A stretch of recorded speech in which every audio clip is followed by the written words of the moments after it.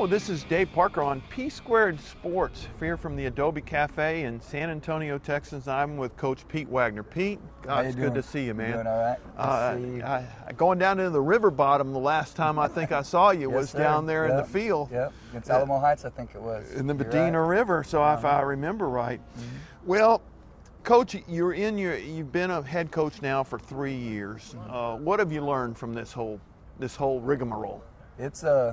It's a process, that's for sure. When you start, you look at the guys that they make it look easy because they've done it for a while and things like that, and you're like, hey, this is something I want to do. And then you get into that first year and you're, holy moly, one day you feel like you're on top of the world, and the next day you're hoping you're not going to get fired, and things like that. So it is what it is, but it's a lot of fun too, being a part of all that kind of stuff. Just give me 10 things that you had to do as a head coach that you didn't really know you had to do. One of them is these interviews. Yeah, I mean, talking to all kinds of different people that you didn't realize all the people that you end up knowing, that you have to know and have a good relationship with, and those types of things. The little things, dealing with intricacies of different coaches, and then all of the other people within all facets of the administration and school district. And at Southwest, it's a special situation, unlike Northside and everything else like that. It's kind of a diamond in the rough in terms of, we're a 5A school in a small town, in a small community type setting. We have rural people who live on the farm to people who live inside 410, and so there's a lot of cultural things going on at our school, and knowing being able to balance all of those and those different values and everything else like that it can be challenging, but it's also very interesting and fun too. Well, you had to learn how to handle officials and pick officials, and handle your coaches' interactions with officials. How did all of that go? I think with officials and coach, it's all about professionalism and treating everybody how you want to be treated, give them respect and things like that. And officials have a job to do just as you do, and making sure that you take care of them, and usually they're going to at least do the best they can to call a fair game and everything else like that. So I haven't really had any big run-ins with any. That's a good thing. I think my first year against Alamo Heights was interesting, but on a few things, but we had a very good officials crew. I think it was Mr. Wilson and those guys, so they're a good group, and it's been fun. Okay, so talk to me a little bit about managing expectations of parents. I mean, most parents think that their kid is the best player in North America and ought to be playing every down, every play, both ways.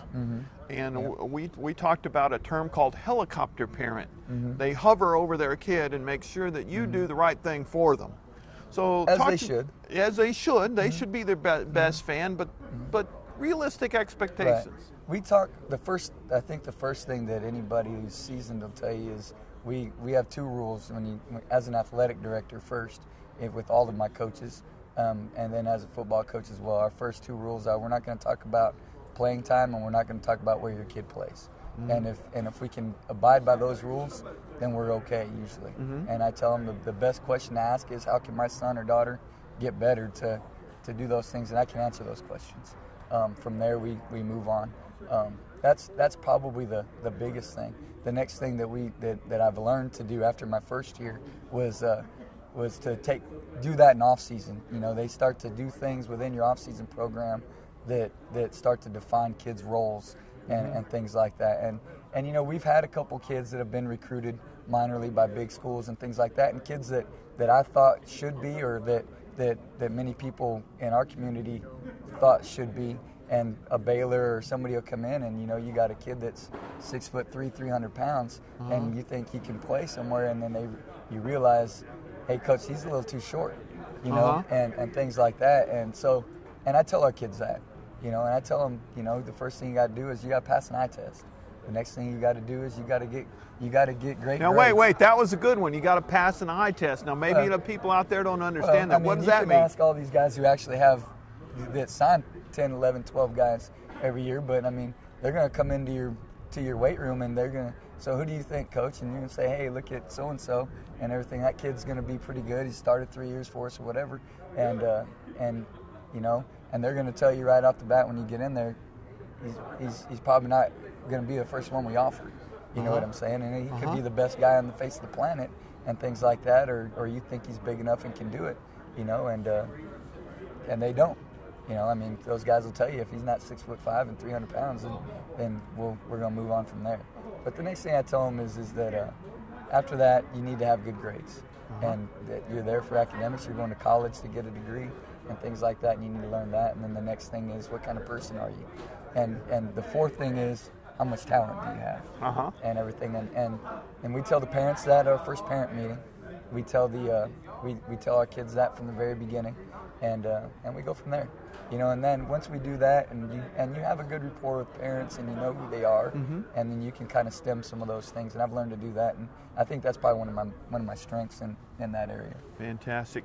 You know, we talk about recruiting services and all that stuff, but if a kid's good, are they going to find him?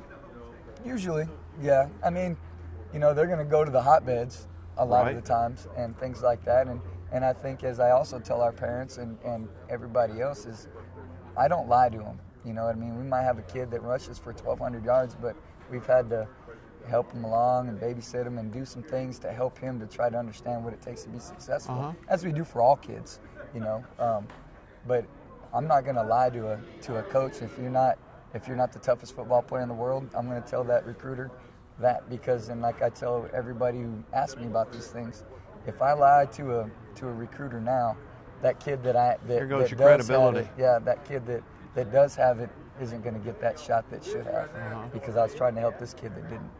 And so they start to respect that, at least, and understand it and everything. And so that's the way we roll down there. Well, that's great. Well, Coach, I know you're going to have a great season next season. You're doing a good job out there. It's a tough environment, and you're playing against some tough schools, and you got to travel a little bit. But I'm sure that it'll go well for you. This has been Dave Parker on PSquared Sports with Coach Pete Wagner of the Southwest Dragons. Thanks, Coach. Thank you very much.